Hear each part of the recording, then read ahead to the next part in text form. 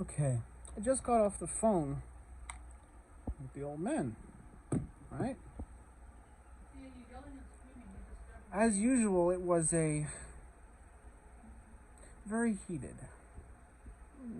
put it mildly.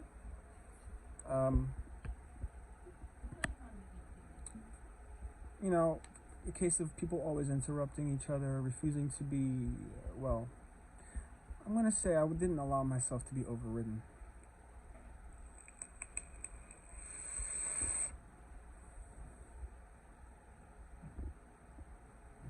Um, I invited him to come and pick up his Easy Pass. I don't care to have mom pay the tolls and the gas to what? What advantage for me and her is there in that?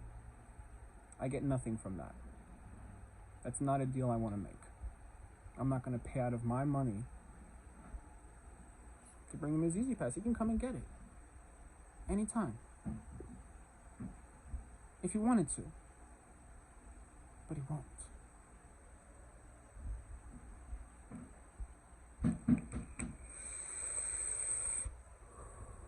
The only reason why he mentioned the Easy Pass was to start drama. That's why he called Jessica, to start drama. And I told you, Jessica, I did tell you, I know my father. I know what he's capable of. I know how he thinks. I'm his son.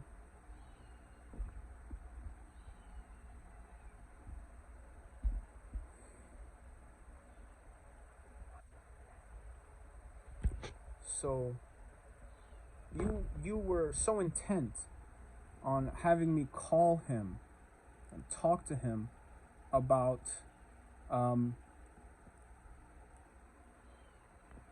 things that you clearly do not understand.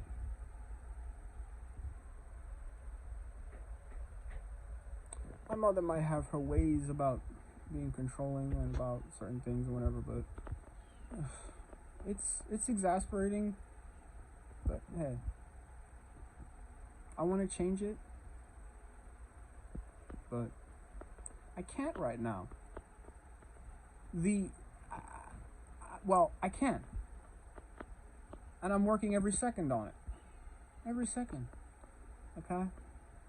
Schoolwork. I do schoolwork all day to get my grades good.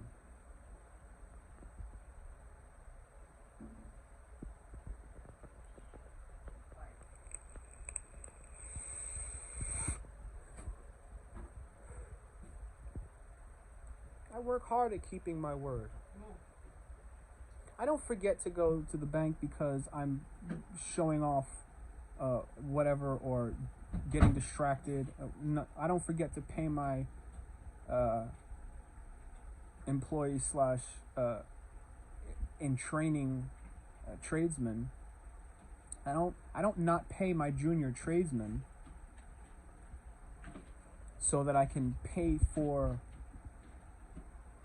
something else. I make sure my junior whatever's, if I had them, I would make sure they got paid every week, like clockwork, like I like to be paid when I do work. Okay? I wouldn't make my junior tradesman come to me and say, hey, listen, what happened to that money that you were supposed to give me that you made all these excuses about? That you spent on something else instead of your responsibilities. I wouldn't make my junior tradesman come and say that to me because I value my junior tradesmen. They're there to learn from me and to perpetuate my level of skill. But hey, man, you don't value that. Matter of fact, regular employment, when you work for them, liquor store or whatever. Well, the work is menial. I mean, like, it's work that needs to be done, but it's no way to, live the rest of your life. You want, advancement, you want to get ahead, and I don't know. It hasn't, and like, only certain people can work here. There's the whole political thing. There's all of that.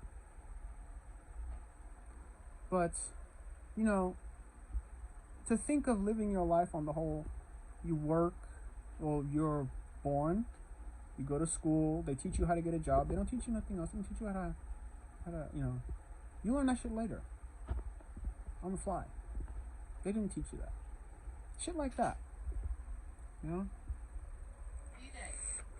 But what they train you for is to be part of their production line. And that's it. They don't teach you how to do things for yourself. And that's what I was trying to learn. But you see, like I said before, the transfer price. You want me to cast what is for the king to the pigs. And then act like, oh, they haven't done anything to you.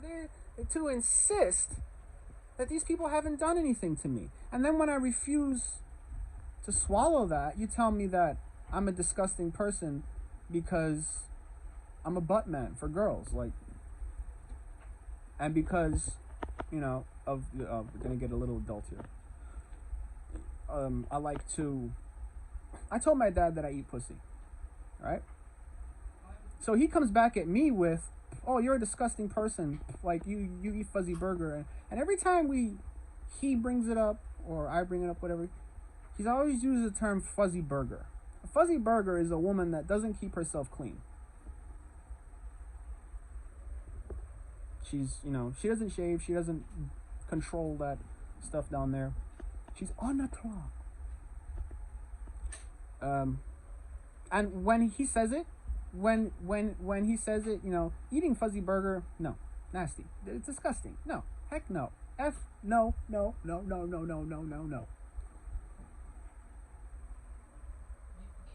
You shave it off, or you get nothing, and you shave it clean, like a peach, or you get nothing. Okay, so I know my father best. I know the depths that he's capable of sinking to. Right now, he's living with a woman. They're in a relationship. He's living with a female. Right? They're in a relationship. They had a child. And as we're at work, as we're going to and from every place that we do work for clients, he's honking at every not even halfway decent looking woman in the street. Womanizing. I wonder, Cheryl, how do you feel about that? You don't care? You don't care? That tells me a lot. That tells me all I need to know, in fact.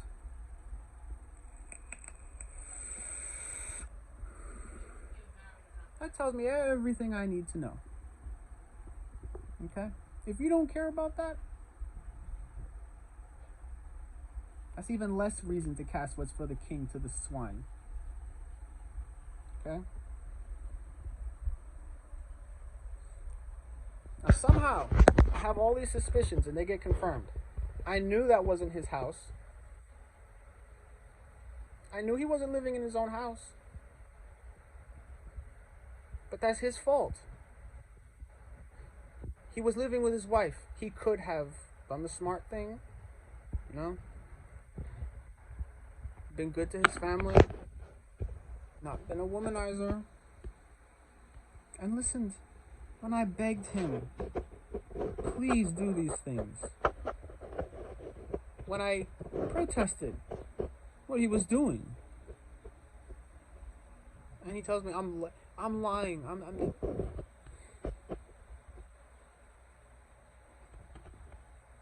This is my punishment for my protest against his womanizing.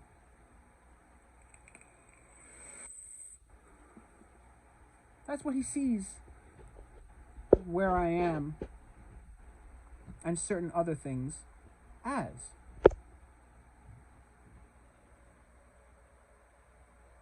Now, I gave him a chance to talk and explain everything. Everything. I gave him a chance. I listened. No matter what I thought of what he said, I listened. Actively listening. I repeated back what he said to him. His explanation for cheating and doing the thing, well, he never admitted to beating her. So I had to close that door. But his explanation for the cheating was that she was cheating, so it's okay. It's not okay. It's not okay. And I'm not going to pretend like it is okay.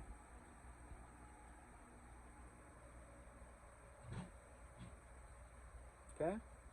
And if that makes me an unlikable person, that's okay.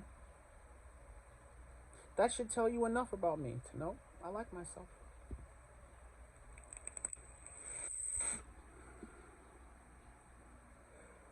But there's some people that hate that you like yourself, I guess.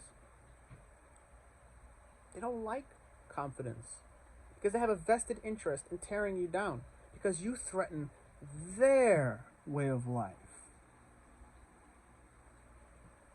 So the only way that they will help you thrive is if they cause you to lose your credibility, to betray who you are, the memories that you have.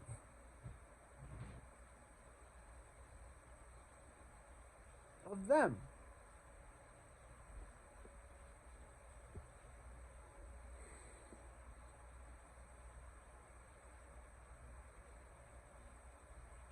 And so they go, and when you don't bow down to them, when you don't betray yourself, when you don't give that up, they try to destroy you because you know because they know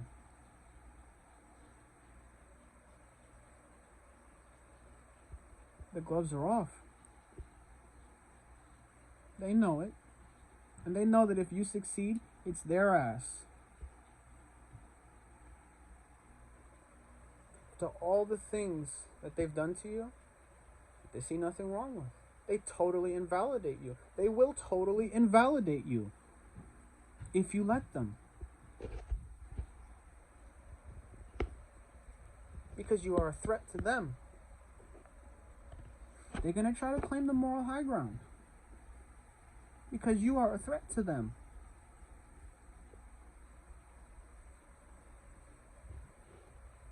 Okay?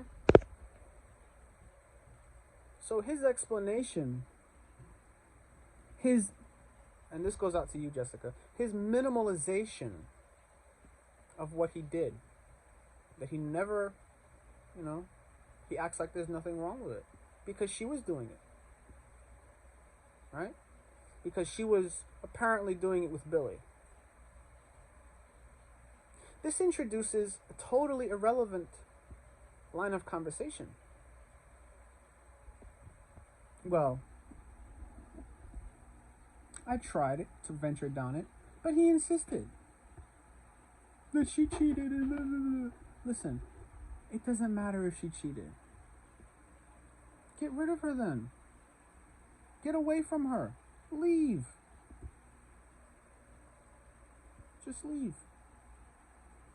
The same way that whenever what he tried to replace my mother with, after he promised to love, honor, and cherish her, the same way that whatever he tried to replace her with every time she walks in the door, I leave. I'm not going to stay in that environment. Those are his choices. Not my burden.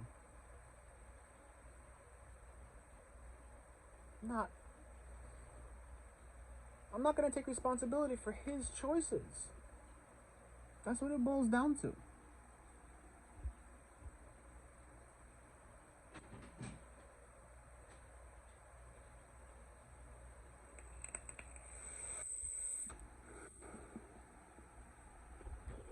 And so you don't care, Jessica, that I know how to handle my. I mean, if you don't care, just let me know. If that I know how to deal with him. He's my father. I don't tell you how to deal with your father. So I expect the same courtesy. Now,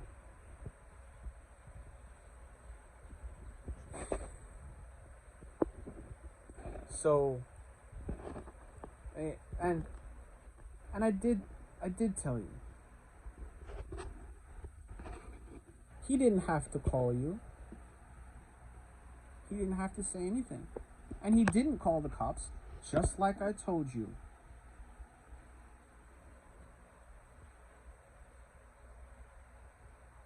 Okay? So, he's called you a whore. You're okay with that? You said you loved me at one point, right?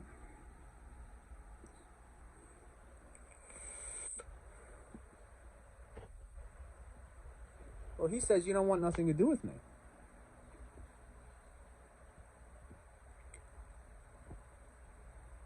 See, I choose him over you, so I'm asking you.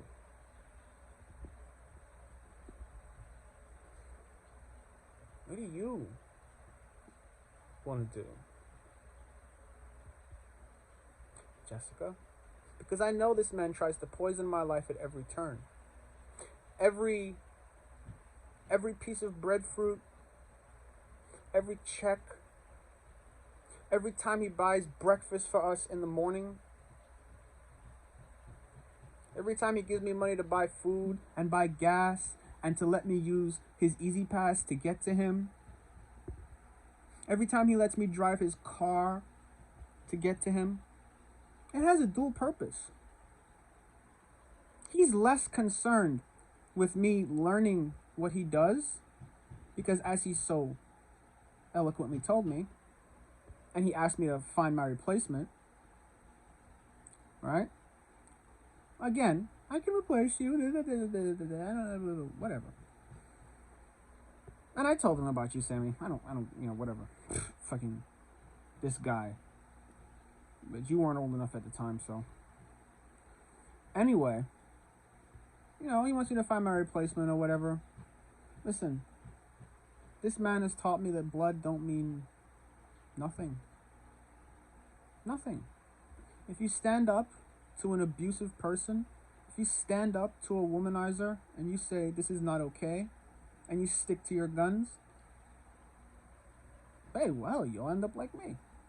You'll like yourself. You'll be on your own steam.